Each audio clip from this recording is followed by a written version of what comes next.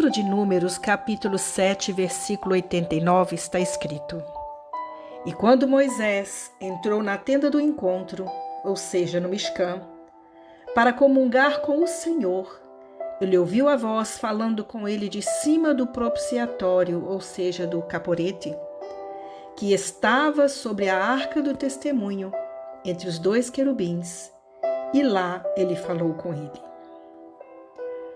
Agora Moisés era realmente uma pessoa extraordinária e maravilhosa.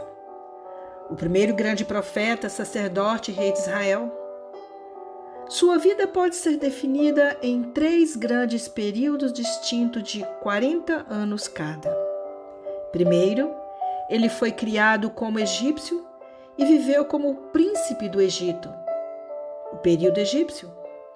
Segundo, ele fugiu para a terra de Midian, onde se tornou pastor e encontrou Deus no deserto, que seria o período midiamita.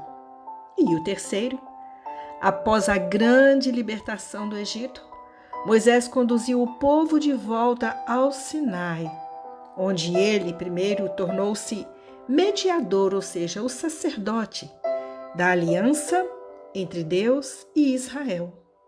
E em segundo lugar, ele legislou as várias leis da Torá, das Escrituras.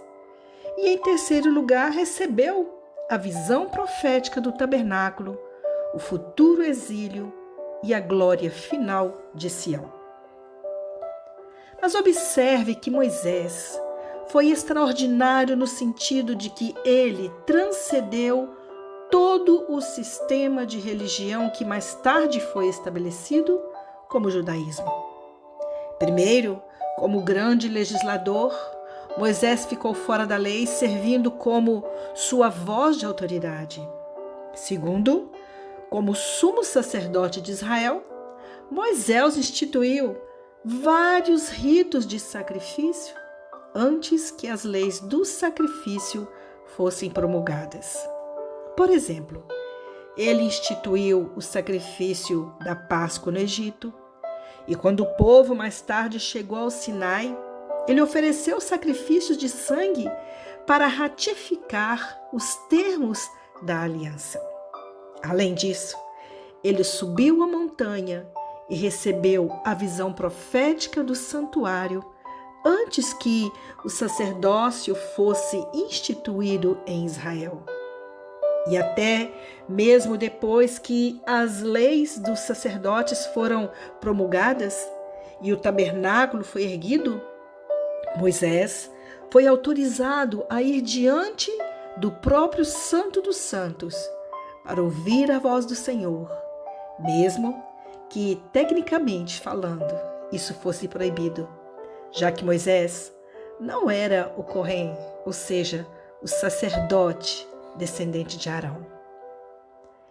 Menciono isso porque alguns judeus tropeçam no fato de que Yeshua, que era da tribo de Judá, serviu como sumo sacerdote da nova aliança de Israel.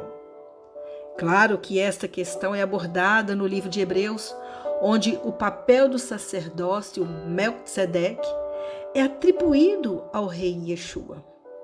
Mas é importante perceber que Moisés, ele mesmo previu a vinda do Messias como o grande profeta, sacerdote e rei de Israel. De fato, assim como o próprio Moisés estava fora da lei, servindo como sacerdote de Israel, mas mesmo assim foi comissionado pelo próprio Deus, assim também com Yeshua, que instituiu o sacrifício de seu sangue como o Cordeiro de Deus e que foi diretamente diante do trono de Deus para interceder em nosso favor.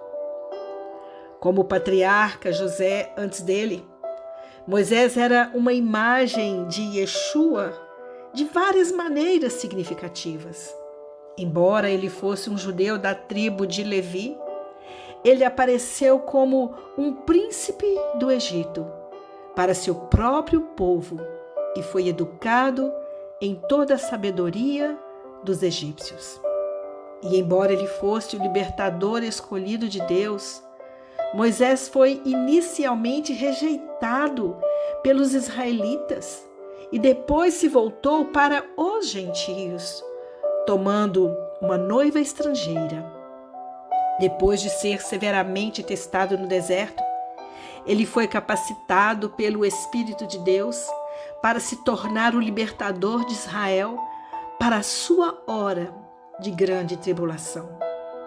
De fato, tanto Moisés quanto Yeshua foram enviados de um monte de Deus para libertar Israel.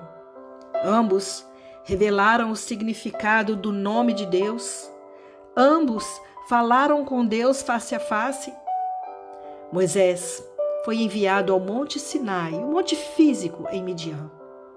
Yeshua foi enviado de um Monte Sião, o espiritual do céu. O Novo Testamento relata que Moisés e Elias mais tarde se encontraram com Yeshua para discutir sua partida, literalmente, seu êxodo. Moisés predisse a vinda de Yeshua, que se assemelharia a ele de muitas maneiras distintas e notáveis. Então fica aqui para nós esse conhecimento, porque assim como o Senhor levantou Moisés, levantou Yeshua, ele também nos comissionou para que nesses tempos pudéssemos profetizar, pudéssemos ser um canal para levar a mensagem do Eterno ao coração de todo pecador. Hoje é dia de você ouvir essa voz. Hoje é dia de você se levantar ao chamado de Deus, aceitar o seu comando e assim fazer cumprir a vontade dele em sua vida. Amém?